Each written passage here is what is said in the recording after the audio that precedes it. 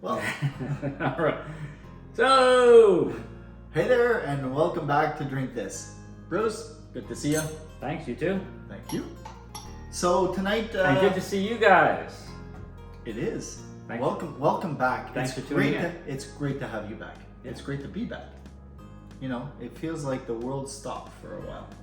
For a while, yeah, a long while. Fortunately, we didn't stop drinking wine Yeah. or other things. New discoveries. Yeah, Which so is what tonight's show's about. New discoveries. it is, and I'm glad you brought it up. So Yeah. I know we've done a show on port before. Mhm. That's actually one of our best viewed shows. We'll put a link to it down below, like usual. Yeah, and I definitely enjoy port.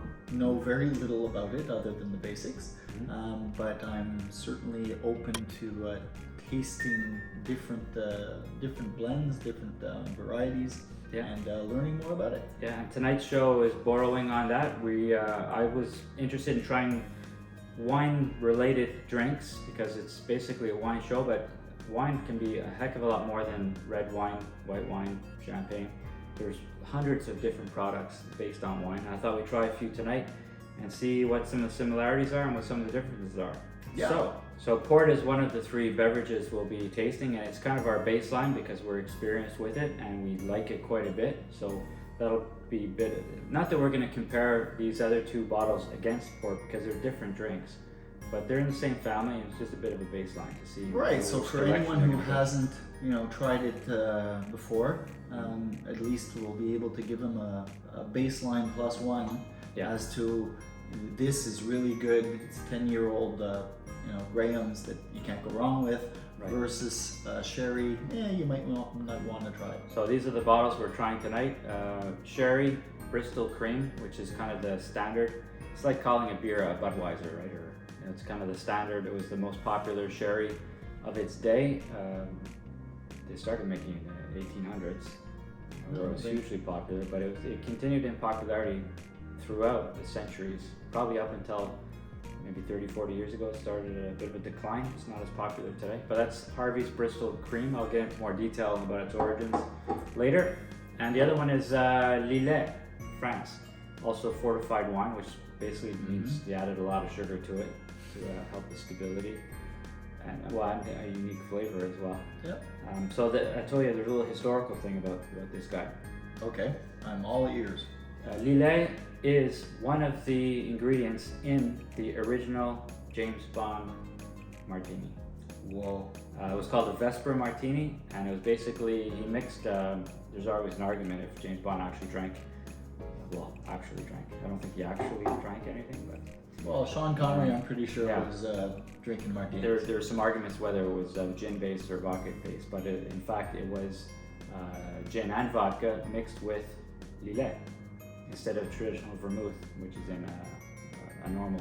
Now this wasn't Martini. in the movies. This was in It the was actually in the first it was in the first book, Casino Royale, 1953, right. where he actually gave out the ingredients, the specific way to make it. Did you know that you were going to get historical History lesson. lesson on movies too? James Bond movies. And then the director of the first, always something new. the director of the first Daniel Craig, I don't know if it was the director or the writer, but the first Daniel Craig film, Casino Royale, they included the same drink in it as a bit of homage, I guess, to the original Ian Fleming story. Well, you see, I would not have known that. So now And you I know. did enjoy the movie. So now, if you go back and watch Casino Royale again, and he mentions Lillet, you'll say, "Hey, I saw a show where they actually drank Lillet, and they talked about how wonderful it was." I just went to see No Time to Die. Oh yeah, how was it? It was enjoyable. Yeah, I won't give anything away, but I definitely enjoyed it. good. I have that on the short list.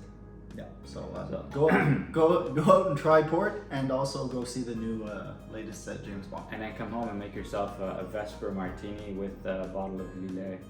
Not the whole bottle. Well, I'll try the Lillet first, and then we'll see. Okay, so port. Cheers. Port. We know all about port. We don't have to 10-year-old talk about it too much. Graham, can't go wrong. What did we say in the last show? It's really just a glass full of yumminess. Yeah, it's nice and sweet, and Smooth. I do not recommend drinking the full bottle. Yes. I'm not a big smoker, and I certainly don't recommend a good cigar with it either, because I feel really bad in the morning. Yes. because of the sweetness, you tend to forget the alcohol content's 20%, I think. Yeah, 20%. And, so it goes down really smooth, and you kind of can forget how much you've had. So you got to be a little careful with it. But And it's very sweet too, right? It's 110 grams per 110 grams of sugar per sugar per liter. liter. So that's a lot of sugar. And we'll be comparing it with these. They're also sweet wines, 88, I think. And well, I'll tell you exactly. The Harvey's is 130. It's super sweet, so see that. And the Lillet is 88. So we'll. Which one do you want to try first? Well, since we're on with the Tawny, let's go with the Harvey's.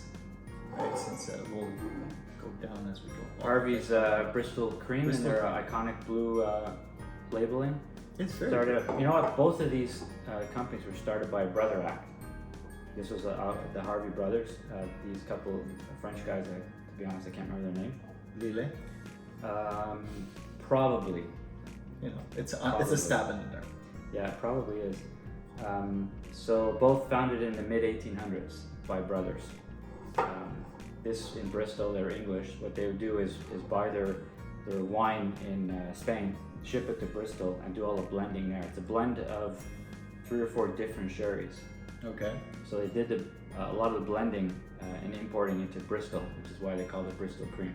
So that port became famous for sherry importing. Very interesting. So it's sherry. It's just open the freaking bottle. It's called the main sherry they use for the blend is called Oloroso, right?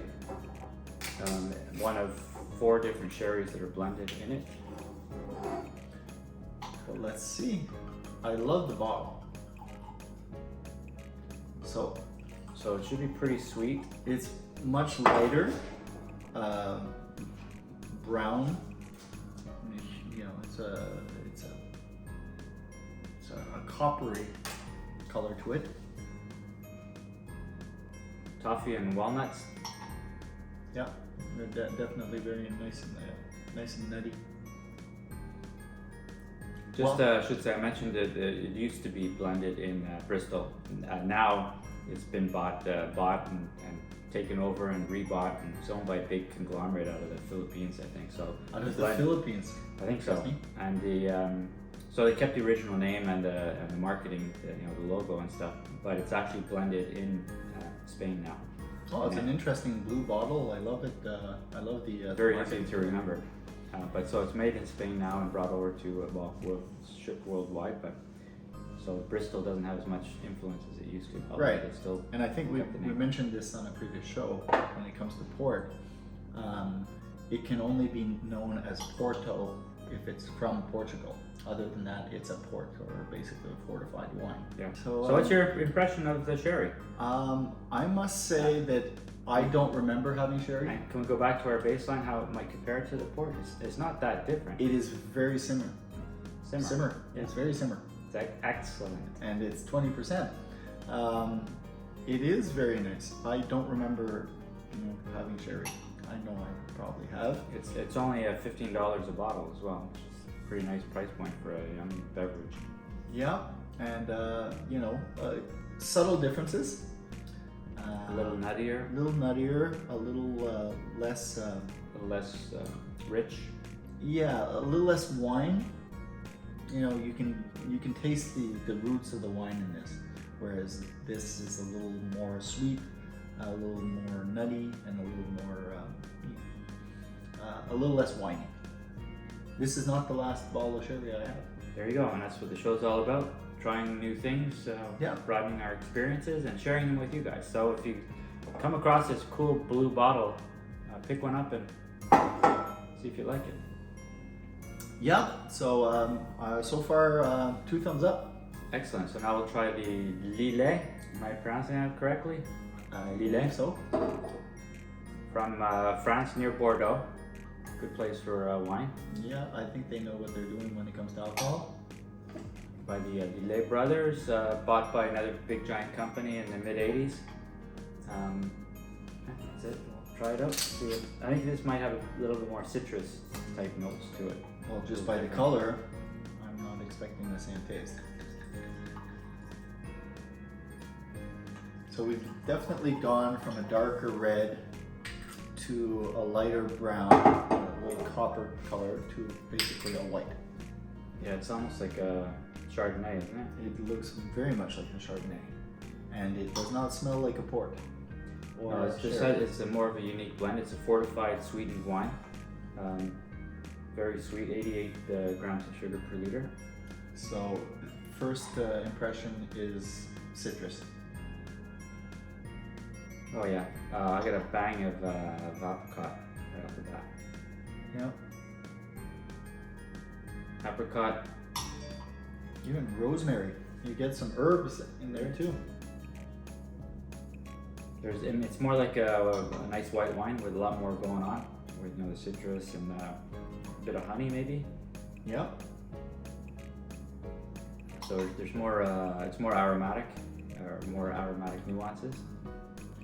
I'm pleasantly surprised because I'm not going to bring you some garbage. That's not what I'm saying.